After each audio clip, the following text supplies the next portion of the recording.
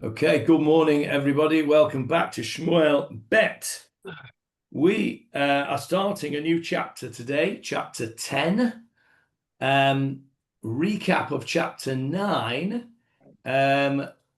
was a sort of a standalone chapter, but you'll see that it's not entirely standalone. Chapter 9 that we finished last week was the story of David wanting to do a kindness for the offspring of Jonathan. And we met this character, Tziva, who was the butler, and we had a whole discussion about him and Mephibosheth, the son of Jonathan, who was lame. And that was that particular chapter ended with everyone living happily ever after. Mephibosheth dwelt in Jerusalem and ate continually at the king's table. So end of that story, very nice. And we now move on to chapter 10, which you'll see on the face of it, at least, is a completely different situation. Let's go straight to the screen.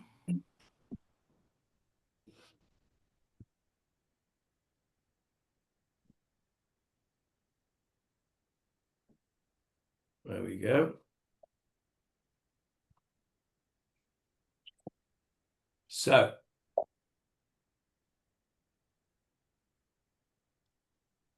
where have you all gone? I can't see any of you now. No.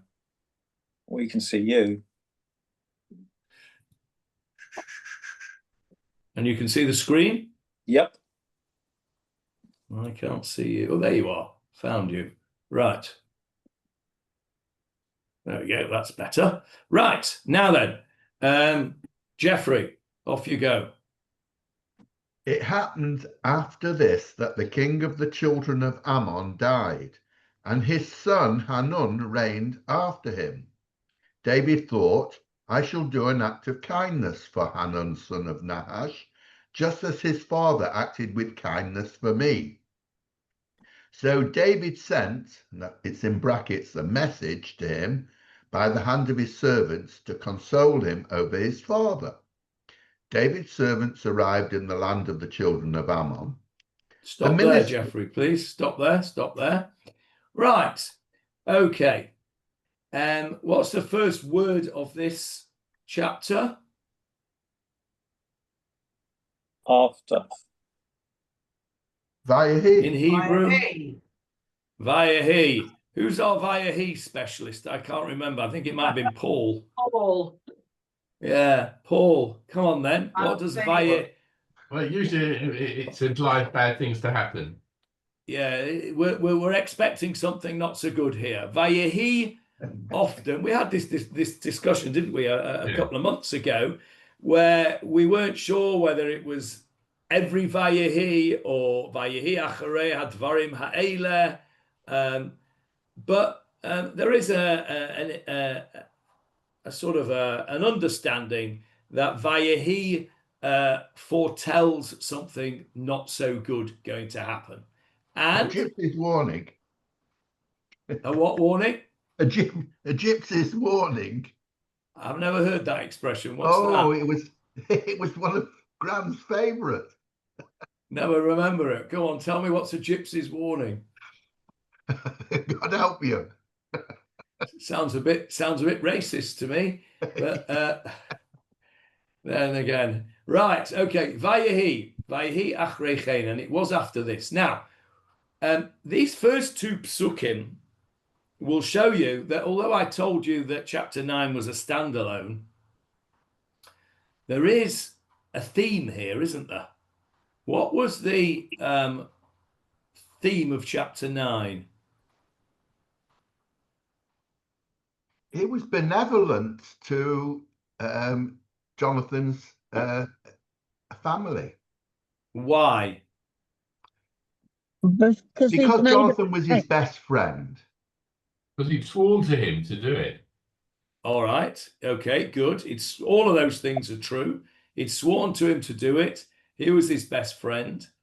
But if we wanted to boil it down even more to that, we could say that he wanted to repay a kindness that Jonathan had done for him.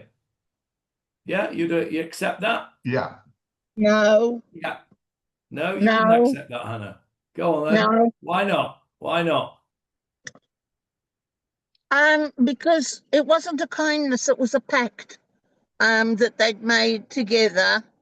If it was a kindness, he would have given him bread and supplies when he ran away, and he didn't.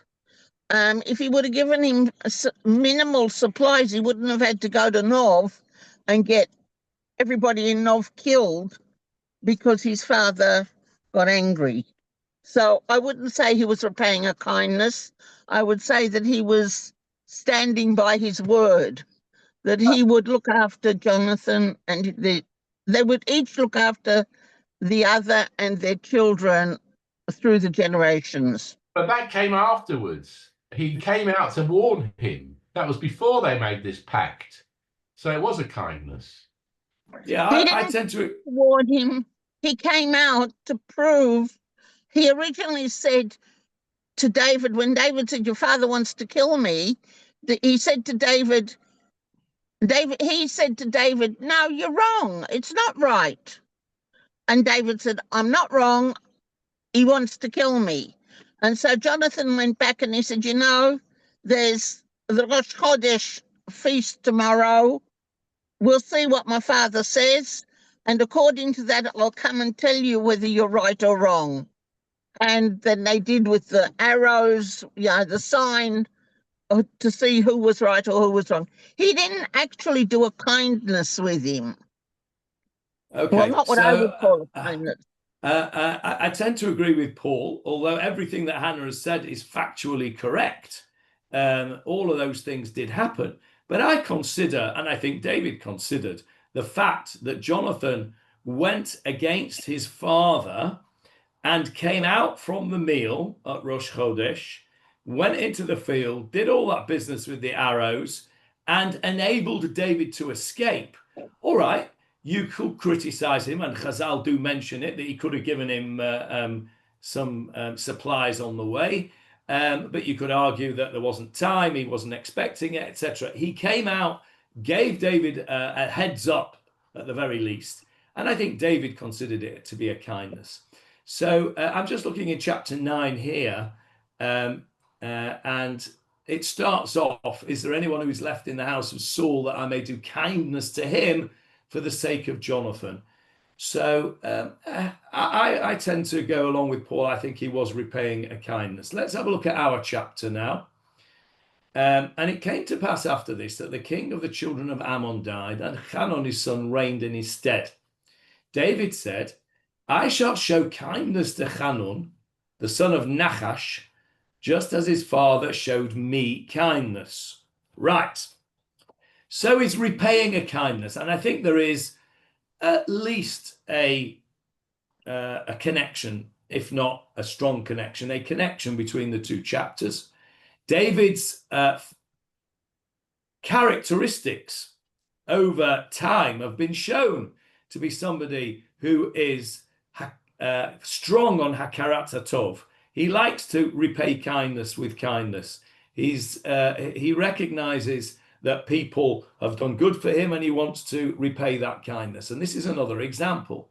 Now then, first of all, before you carry on, it actually says it happened after this. So it does connect it with the previous chapter. Correct. Yes, that's another a factual point. It happened after this. You could argue that two ways, though, Paul. I mean, I'm with you on this. I think it is connected. But you could argue, if you wanted to disconnect it, that actually was a disconnect, right? It happened that this that I'm going to tell you now happened after that. That's finished now. Nothing to do with us anymore. And this happened now. You could argue it both ways. One has to be fair at looking at that. But I agree with you. I think there is a connection. Now then, what are the obvious questions that I'm going to ask you about verse 2?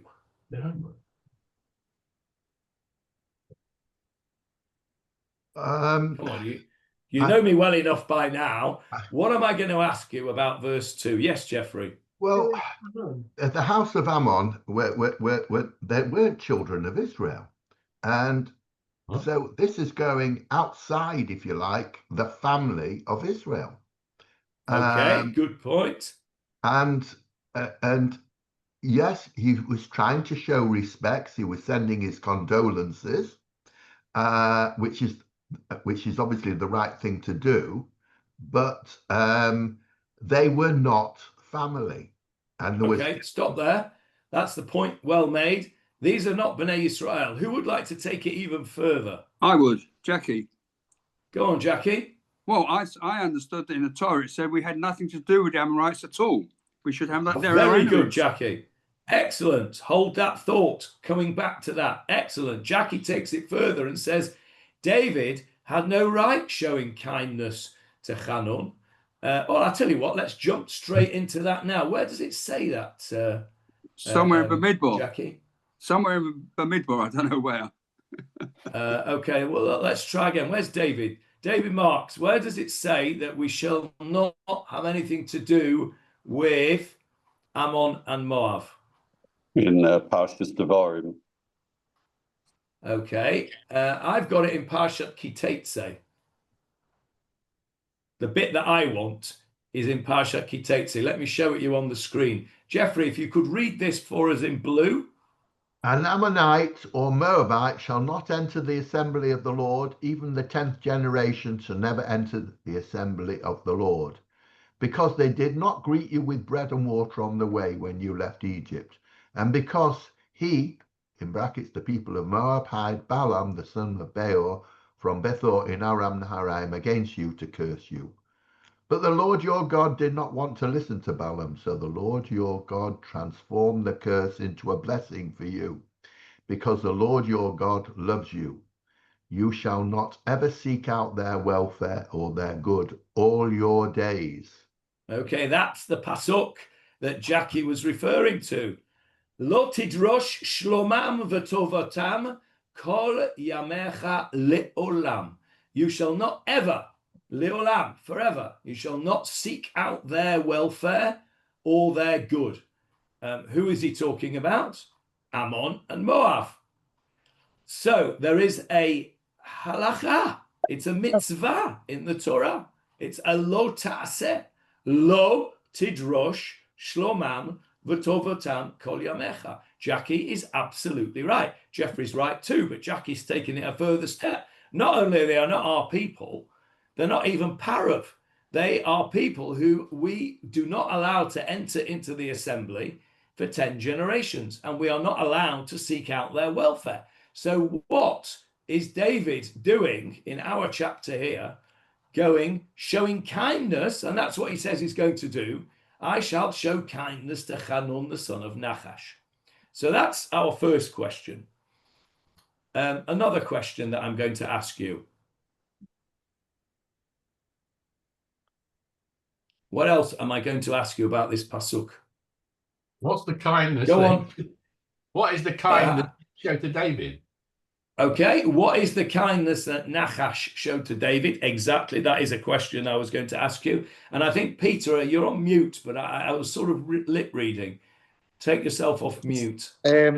So I wonder, I mean, it's a slightly unfortunate name to be called Nachash, but... Yeah, that's exactly. So you all know my mind now, because you've all asked, between you, got all the questions that I wanted to ask. Number one, who is Nachash, right? And who would call their kid Snake, right? Yeah. Who would? Vayikorei b'shemo b'Yisrael Nachash. Nobody's going to be called. No one's going to call their kid Snake, right? So who is he? Why is he called Snake?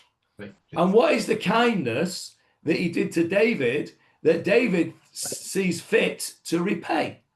All of those questions need to be answered before we can even do the second half of the second pasuk. So let's do them in that order, first of all. Who was Nachash?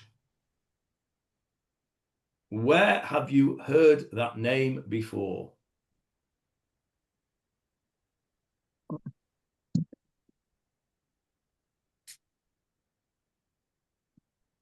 Nachash was the king of Ammon. Okay, very good. You didn't need me to tell you that. It says so in the Pasuk. Just read it. Where have you heard the name Nachash before? Gan Eden. Gan Eden, yeah. In Gan Eden, yeah. A bit after that. Oh. In our learning together.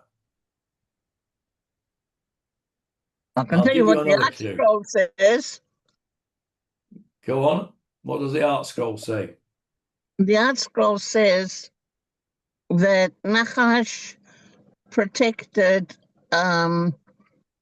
David's only remaining sibling. Wait. No, wait. You're answering the different question. You're answering the question, what did Nachash do for David? We've not come to that yet. I'll come back to you on that when we get there. First of all, we've got to know who is Nachash. Right, you all know it because we learnt it together in Shmuel Aleph in chapter 11. Of course, you'll remember this when I show it to you. There it is on the screen. Jeffrey, if you could read chapter 11 of Shmuel Aleph for us off the screen from the top. And Nahash, the Ammonite, went up and camped against Jabesh Gilead, and all the people of Jabesh Gilead said to Nahash, "Make a treaty with us, and we shall serve you."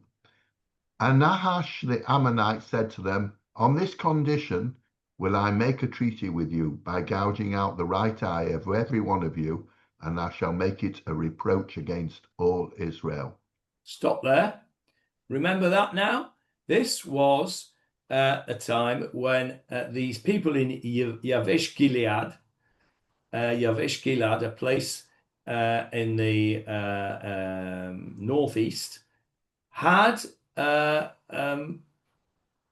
tried to get a peace treaty with Nachash of Ammon. And he says, I'll do your peace treaty, but you've got to gouge the right eye out of every one of you. Why would you want to do that? To show that he is over them and they are subservient to him. It was almost like, as it were, it's a branding. You know, they used to do that with slaves, didn't they? They would brand a slave with a branding iron so that they had a sign that everybody would know that saw this slave with this brand on him that he belonged to such and such an owner. This idea that they would gouge out the eye of an Israelite would show that Nachash was their superior. He was the lord over them, as it were. So that's a pretty horrible thing to do. And what happened? Carry on, verse 3, Jeffrey. Why would somebody want slaves that are lame, that are inferior in some way? Take out somebody's right eye. Yeah, I don't think he wanted them as slaves. He didn't want them as slaves. I was just using the branding of a slave as an example. He wanted it to be known that everybody that saw these people, to be known that he had conquered them, basically. The branding of the slave I was just using as a sign. You know, they would use a branding iron on the back of a slave so that everybody knew who he was. Jeffrey, verse 3. And the elders of Jabesh said to him, "Give us 7 days' respite, that we may send messengers throughout the entire border of Israel. And if no one to save us, we shall come out to you." And the messengers came from... Do you want me to stop? Yeah, stop there, because we don't need to go through the whole thing. We've learned it. What happened was Shaul got his army together. Let's go down the page. And verse 11, Jeffrey. And it was on the morrow that Saul put the people into 3 contingents, and they came into the midst of the camp during the morning watch. And they smote the Ammonites until the heat of the day. And it was that those remaining scattered, and no 2 of them remained together. Right. So the end result of this was not that they gouged out their eyes, but Shaul defeated the Ammonites. But Nachash demonstrated his cruelty, demonstrated his feelings towards the Bnei Israel by saying that I'll make a peace treaty with you, but you've got to gouge your right eye out, and not a very nice thing to do. And he was so that's who he was. He was an enemy of Yisrael, and particularly an enemy of who? Saul. He was an enemy of Saul. Now, cast your minds back. Who else is an enemy of Saul? David, inverted commas. David was a sort of an enemy of Saul. My enemy's enemy is my friend. my friend.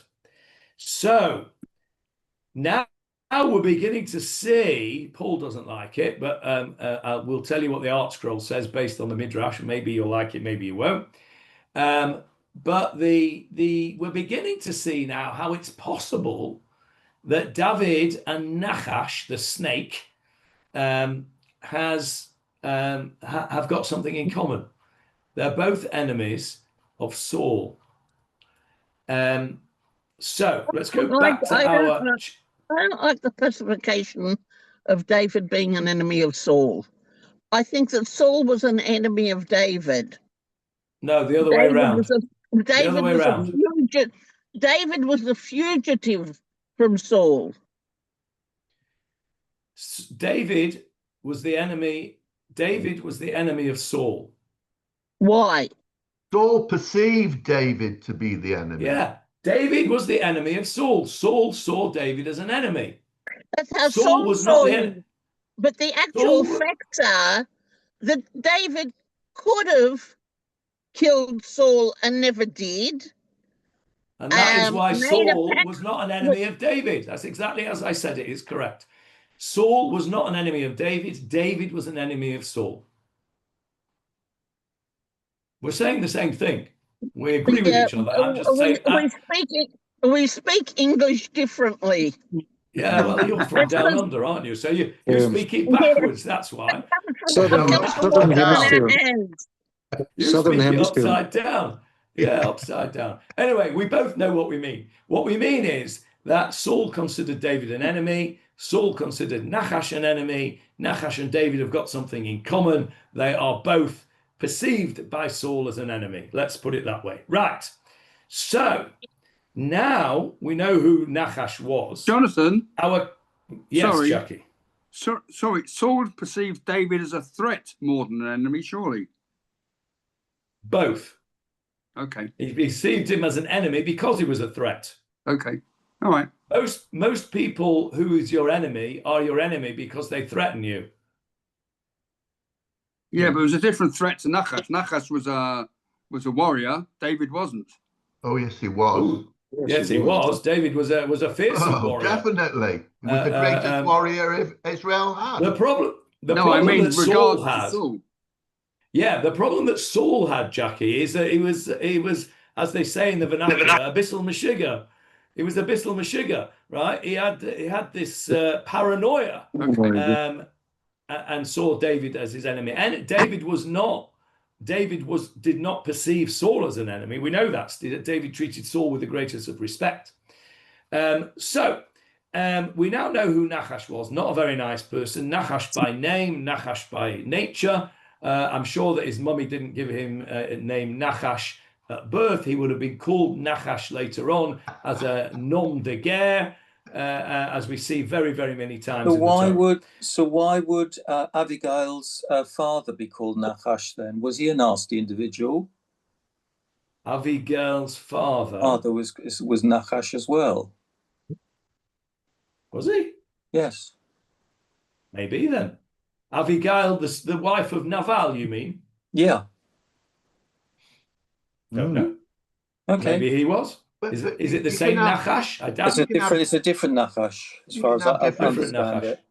I can't imagine anybody calling their kid Nachash.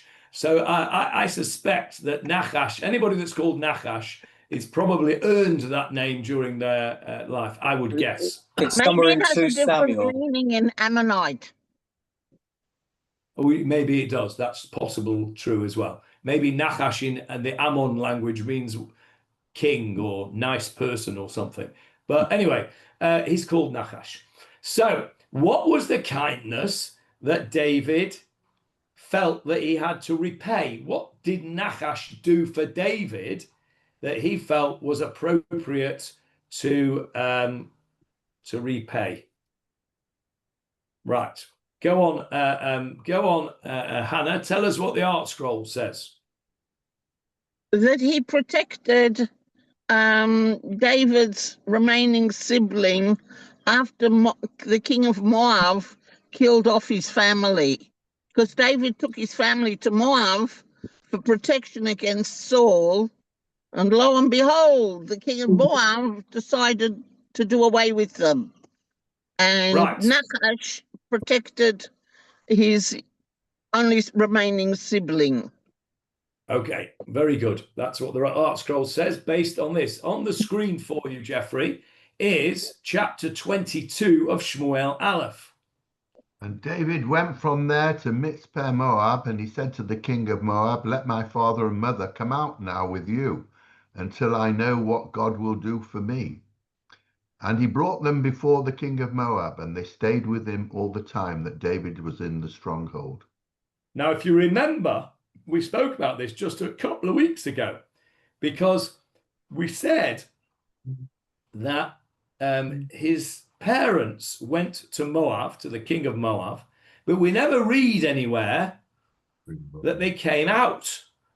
I think we might have done this in the Gomorrah Shir, actually, thinking about it. They never came out of Moab. And Chazal, by way of Midrash, fills in the gaps for us. And as Hannah has quoted from the Art Scroll, the gaps that Chazal tell us are that when David sent his parents to the king of Moab to be looked after, the king of Moab, not surprisingly, if you ask me, I don't think it was a very great move to send his parents to your enemy, king of one of your enemies, but still, that seems to be what you did in those days. Remember, one sec, Jeff. Remember, David himself, when he was one of the times he was running away from Shaul, where did he go to? Philistines. The Philistines. The Philistines. Where did he go to? Which city? Gad. Gat. Well done. And what happened there when he got to Gat? He became a mercenary for them, or supposed mercenary. The first time, yes. The officers there said that, how can you have David here? You know, he's your enemy. And so David all of a sudden saw he was in danger and acted crazy, so that the king of the Philistine, the head of the Philistines, sent him away. Correct. And we say it every week in Tehillim in Shabbos davening, don't we? Yes. When David changed his appearance and his behavior, and he acted like he was a crazy person, and the king said, "I don't need any more crazy people. I've got enough already. Thank you very much." And he booted him out. So there seems to be some precedent for when you're on the run from an enemy, that you go and seek refuge with an enemy of the enemy that you're running away from. So that's why he sent his parents to Moab when he was running away from Shaul. But that wasn't the only reason. The Midrash says also that he was related to Moab. Don't forget that Ruth is a Moabite, and she's his ancestor. Great She's grandma. his great grandmother. Yeah, agreed. So There's definitely a relative situation there as well. They were Moab. The king of Moab and Ruth was a princess of Moab. Okay, but she wasn't just anybody. She was a princess. But and you so, can't invoke. I can't invoke that. You can't invoke that on Ammon.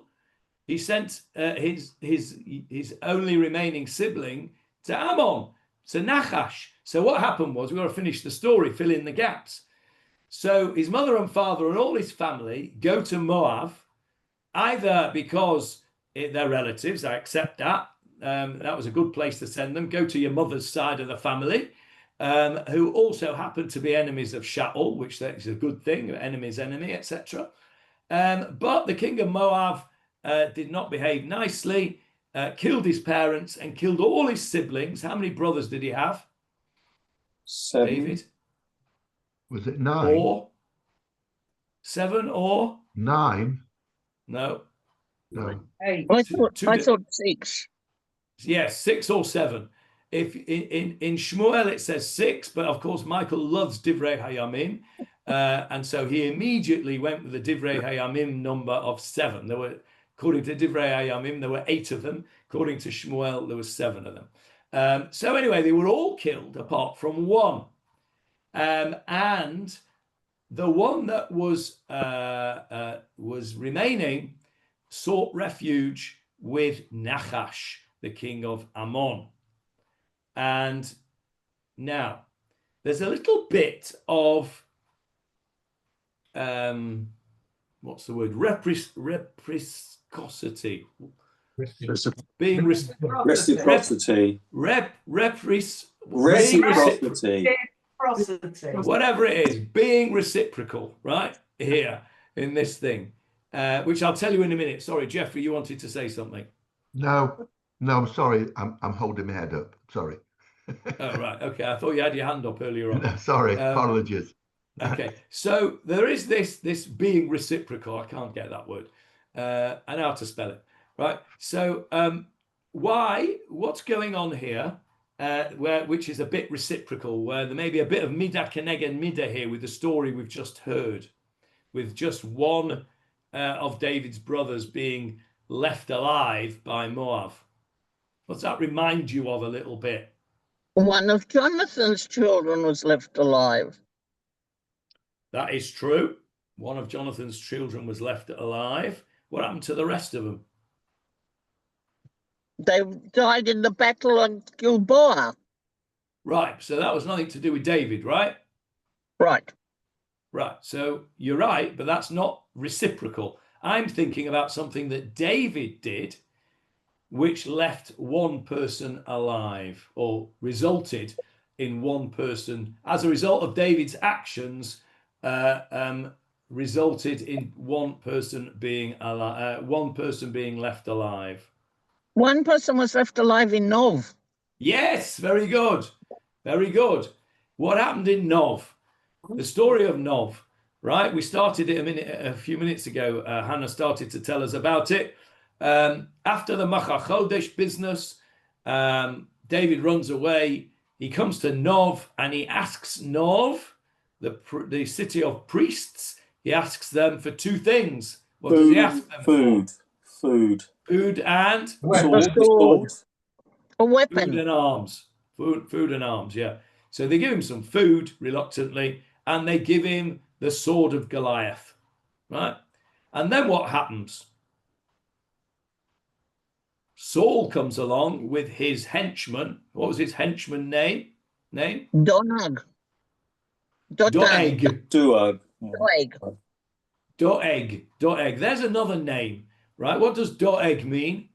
Worry. Yeah. Vayikare Shemai Yisrael, worry. I'm going to call my child Worry. Nobody's going to call your child Worry, right? So why was Doeg? Where did he get that name from then? What was his characteristic, Doeg? But what did he do to Nov? He went and told Saul that David had been there and that they'd helped him. And then what did he do? He killed them all. He killed them all. He was a very, very violent person, Doeg.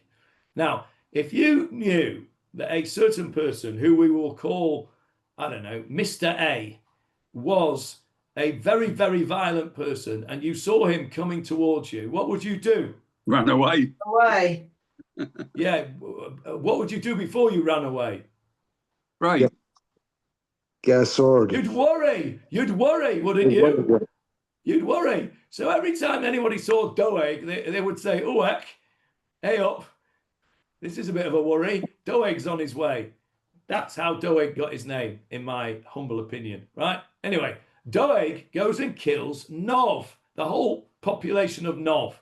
All of the priests of Nov were killed by Doeg.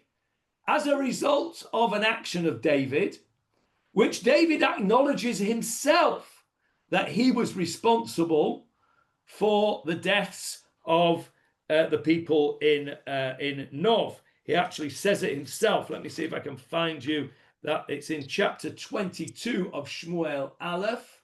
I've got it ready. I'm sure I got it ready. Yeah, there it is. It's down the bottom of this page in verse 22. And I'm not going to show you that for a minute because I'm going to ask you another question. I'm going to take that off so you can't cheat. So Doeg killed all the people in Nov except for one. Who was that? The high priest's son. And what was his name? Eli. Sheva? No, Eli. no, not Elisheva. No, not Elisheva.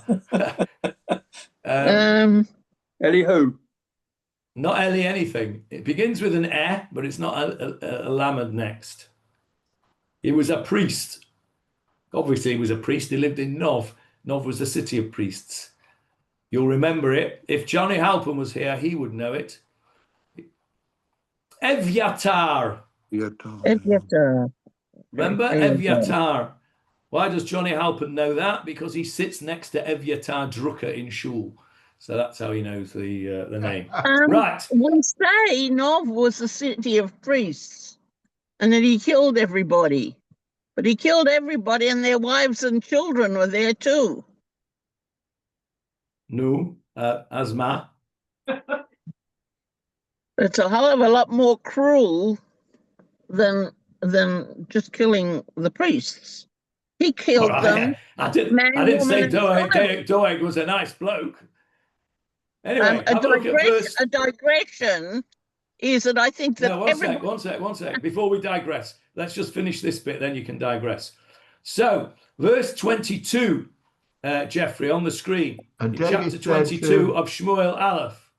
And David said to Abiathar, I knew that on that day that Doeg the Edomite was there, and that he would tell Saul, I brought about the death of every person of your father's household.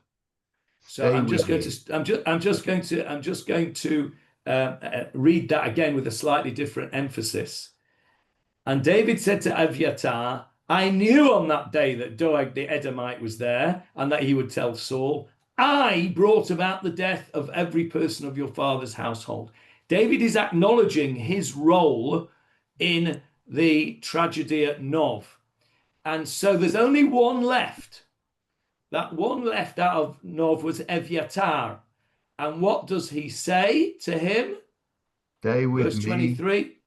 Stay with me, fear not, for he who seeks my soul seeks your soul, for you shall be in safeguard with me. So what's he doing again, David, here? He's trying to do a kindness. He's trying to make up for something that he personally feels responsible for. David comes over in all of these nuances as an incredibly sensitive person, sensitive to the needs of others. He's sensitive to Nachash's death, to Hanun, to the kindness that was done to Nachash. We'll talk about it in a sec. He's sensitive to the fact that he was, if not directly, indirectly responsible for Evyatar being an orphan. He's a sensitive person. He's sensitive to Mephibosheth, the cripple.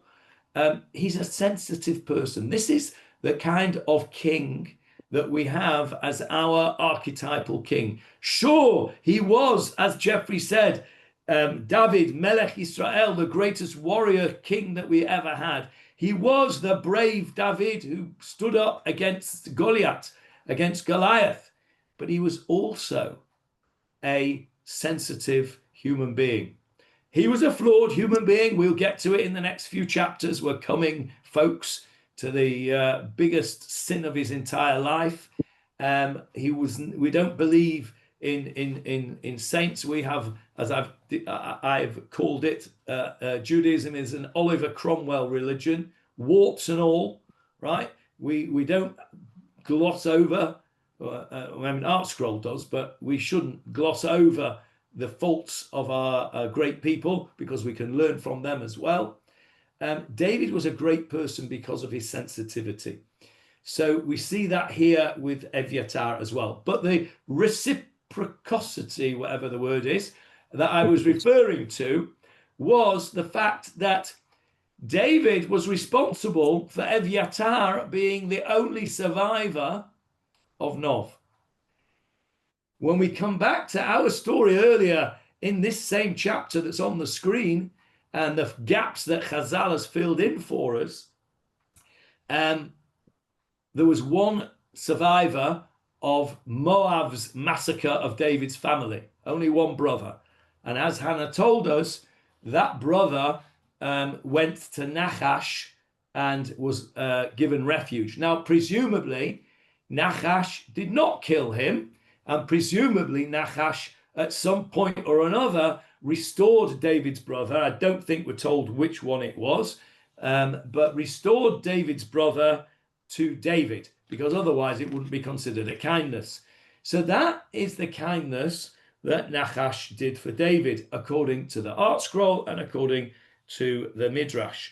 Now, we're still left with Jackie's problem, which is a big problem. Hannah, did you still want to digress? No, well, I was just going to say that recently, I think there's nobody in the country that didn't see the murder of a mother and little children as something much worse than just murder. 100%. Yeah. No, the point about Nov was also a city of families, of women and children, and I think that Doeg must have been a very, very cruel person to be able to do what he did. 100% agree, but I think probably the king of Moab did the same thing. He will have killed all of David's brothers, wives, and children as well. We're told that there was only one brother left. The rest of them, and I assume it's the same. That's what they used to do. It wasn't not a very nice thing to do at all. Right, where are we going now? So we're going to Jackie's problem. Jackie's problem is this pasuk here that we read out before from Parshat Kiteitzei. Lo tidrosh shlomam v'tovatam kol yomecha leolam. You shall not seek out their welfare or their good all your days, ever, ever, ever. So what? This is a problem. This is a problem. Now, let's just have a look. We said before that there was a sort of a connection between chapter 9 and chapter 10. And Rav Bazak has got a very nice little comparative table here, which I'm going to try and talk you through because actually, I'll probably put it on the screen. Give me a sec. I'll try and get it on the screen. Hang on a sec.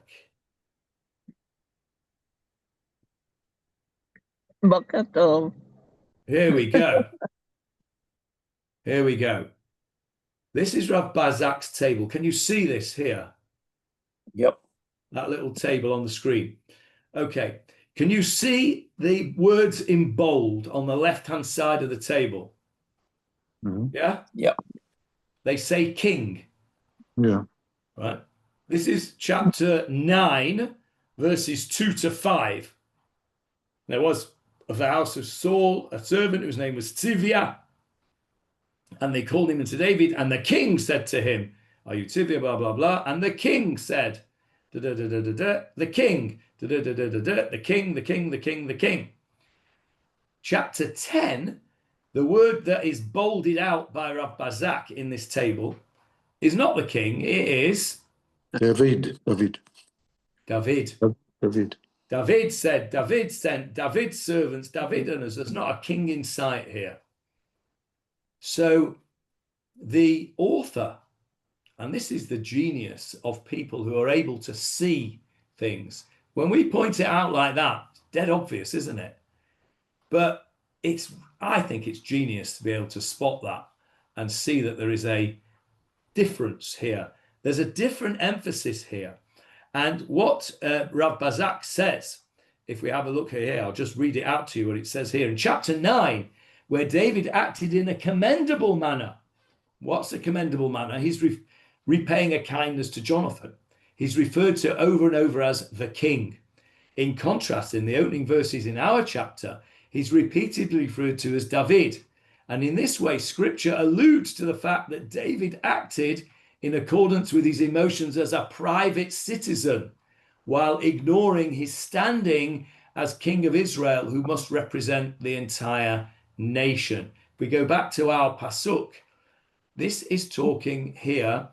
This is a commandment to the whole of Israel. Granted, David is as an individual, he's part of Israel, and he also has to fulfill this mitzvah. But here he's acting in chapter 10, according to Rav Bazak. He's acting as an individual. His emotions as an individual have overridden his, I'm not saying overridden his duty to keep that mitzvah. It was a mistake to do what he did. That's not what it's saying. It wasn't a mistake. It's explaining how that mistake came about, because David acted in a personal capacity as opposed to his capacity as the king. Johnny, that would say, because a king should have 2 Sefer Torahs with him at all times. Obviously, and if he wasn't the king, then he didn't have to look in the Sefer Torah to see what was in Deuteronomy. Yeah, he still has to know it, though. So then he goes on to say, even though, as stated, David acted out of good intentions, his mistake, nevertheless, had very tragic consequences. Right, we'll not go into that because we've not got there yet. So let's go. Yes, Ivor. Yeah. That Mikra hinted it, but I found somewhere else. With all his sensitivity, King David was maybe a bit out of touch of where he was living in Shkunah. The people around him were very, very devious, very suspicious, and were shown by the advisors of Hanok, who say, "Look, you're sending him, you're coming to comfort him. He is probably just coming to spy on you." This was common practice. It's a bit like we don't understand the Arabs in the Middle East. David. What did you say they were? What did you say they were, Ivor? How did you describe them? Describe them as What did I just deceptive. Say? You said deceptive. Devious. And something else. Devious and deceptive. Okay. What animal? This was the nature of how they lived. What animal is portrayed as devious and deceptive? Nachash. The Nachash, the snake. There you go. Ivor has quite beautifully explained why the king of Ammon was named Nachash. Okay, so David was a little naive. David was a little naive, according to Ivor, and it was certainly a mistake, as Rav Bazak points out. So we had 3 questions. Who was Nachash? We've explained it. Why did he get his name? Ivor's just told us that. And what was the kindness that David felt he needed to repay? Hannah explained that to us via the Midrash and the previous chapters that we've done in Shmuel. There's also something else that I don't know if you want to hear, but there's a commandment not to make a pact with countries on our borders.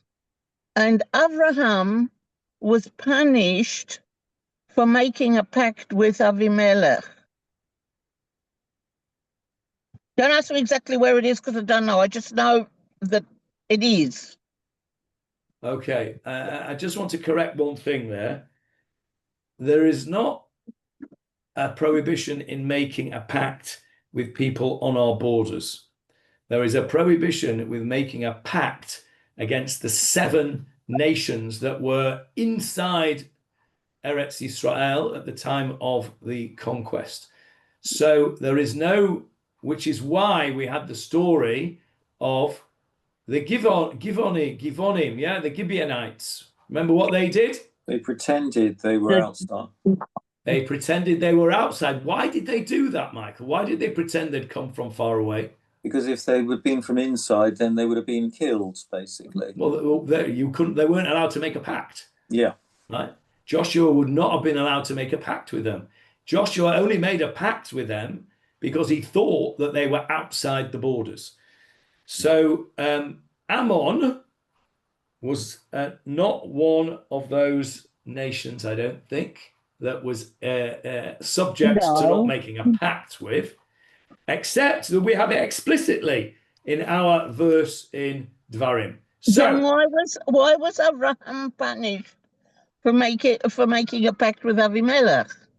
in what way was he punished by making a pact for making a pact with Avimelech? I can't remember exactly all the details. Well, you'll have to remember it because I don't know it. Okay. He made a pact. He made a pact with Avimelech. That is true. I'm not aware. Maybe David can help us out. I'm not aware that the Torah is critical of Abraham making a brit with Avimelech. But some of the Mephorshim, I think particularly Ramban, is critical of it. Okay, it's not Meforash though, is it, in the Torah? Well, there's an awful lot that's not Meforash, particularly that is true. The okay, chapters. There's your homework, Hannah. David's given you a clue as to where to look. There's your homework. Find out what the criticism was of Abraham Avinu for making a pact with Avimelech. Okay, that's a good this week's parsha. Yes, it's very topical indeed, very topical. And there you go. There's a piece of homework for Hannah. Excellent. Always like to have a good piece of homework. Right. We can now do the second half of the second pasuk, Jeffrey, please. Which is verse 2 of chapter 10.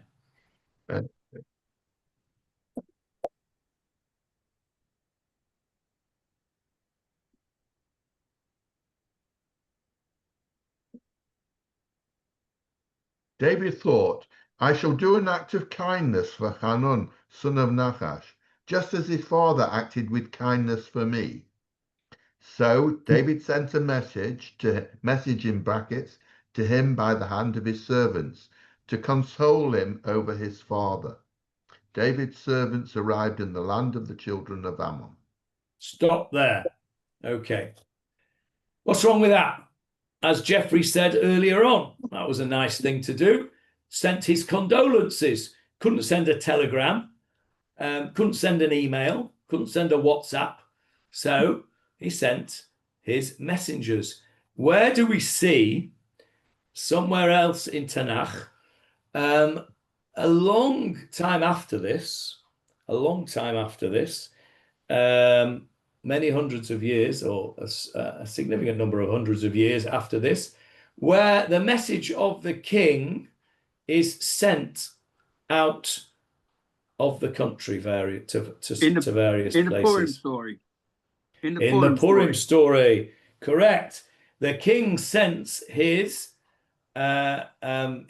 messengers on horseback, Pony Express, right, to all 127 states.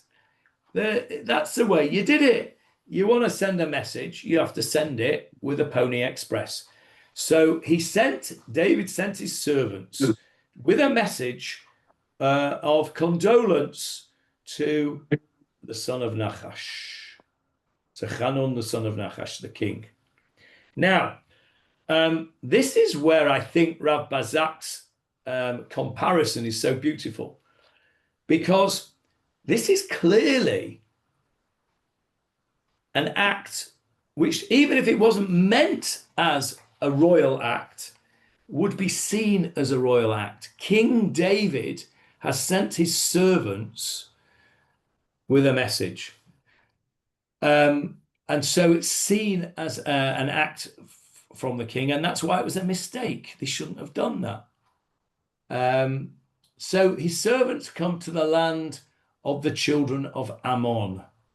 Now, without looking on, well, you can't not look on. Oh, no, well, you'll have to take it off the screen. I'll have to put you on somewhere else. There you go. I've put you somewhere else now. Without looking on, what do you think is going to happen when these people get to Ammon? When David's servants get to Hanun, what do you think is going to happen? They're going to be suspicious of them. They're going to be suspicious of them. What do they think they're going to be doing? The Spying. third case of the spies. Yeah, spying. They're going to be I don't know. accused of I spying. would have thought that they would receive them with open arms.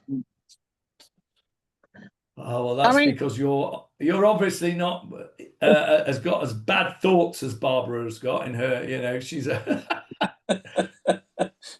I would have thought they would have taken very kindly to receiving condolences. Yeah, but they were suspicious.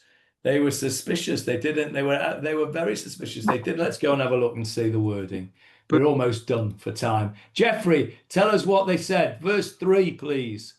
You can read it in the art scroll. In the art scroll. Okay. Yeah, in the art scroll. The ministers of the children of Ammon said to their master Hanun, "Do you think that David sent consolers to you to honor your father in your eyes? Is it not in order to explore the city, to spy it out, and to overthrow it that David has sent his servants to you?" Okay, stop there. So they're not having any of it. The advisors. The advisors say, "Nah, I'm not buying this. This is just a ruse to get inside. It's a Trojan horse. This is. It's just these people have come not to express condolences. They've come to spy out the land. And if I were the princes of Ammon, what would I say to them? What would I say to Hanun? I would say, these people have got form, right?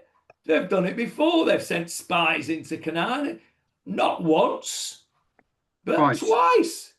Moshe sent spies. Joshua sent spies. These people are. But not to give condolences. I mean, you can't trust the Jews. You cannot trust the Jews. That's a different conversation. They've got form, these Jews. You can't trust them. They're clever. They're very clever. Slippery. They're slippery. They're slippery, these Jews. And they're not having it. And in fact, we will see, and we'll stop there. We'll see next week that, don't look on if you don't want a spoiler. We'll see that Hanun, he may or may not. It's debatable whether Hanun is taken in by David's servants, or whether he believes his ministers. We will see next week.